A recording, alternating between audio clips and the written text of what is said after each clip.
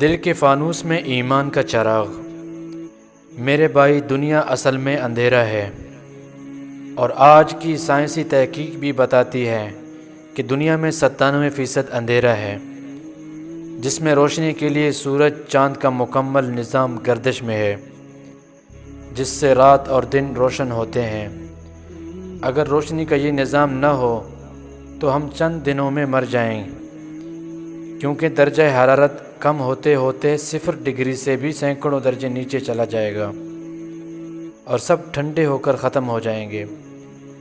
جس طرح اندھیرے راستے گم کر دیتے ہیں، اسی طرح زندگی بھی ختم کر دیتے ہیں۔ روشنی حرارت سے پیدا ہوتی ہے۔ کائنات کو دیکھنے کے لیے اندر اور باہر 2 روشنیوں کی ضرورت ہے۔ اندر کی روشنی آنکھ کا نور ہے، اور باہر کی روشنی سورج کا نور ہے۔ اگر سورج نہ ہو تو آنکھ بیکار ہے، اسی طرح آنکھ نہ ہو تو سورج بیکار ہے۔ کائنات کی طرح دل کی اصل بھی اندھیرا ہے۔ یہاں بھی روشنی چاہیے، جس سے ایمان کی حرارت پیدا ہو اور سنت کا راستہ نظر آئے۔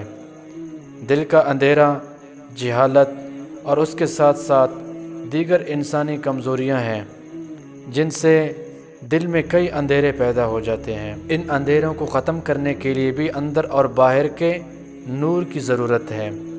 اندر کا نور ایمان ہے، اور باہر کا نور قرآن مجید ہے۔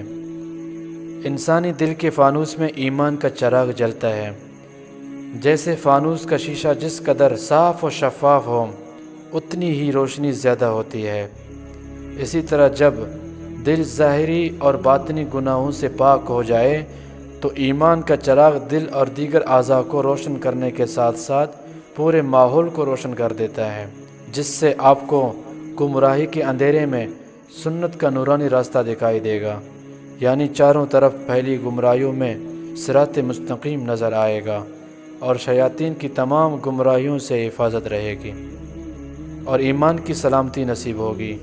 ایمان اللہ کا نور ہے، وہ جسے چاہتا ہے اس کے ذریعے ہدایت دیتا ہے، جس سے دل کو قرآن کے علم سے حرارت ملتی ہے۔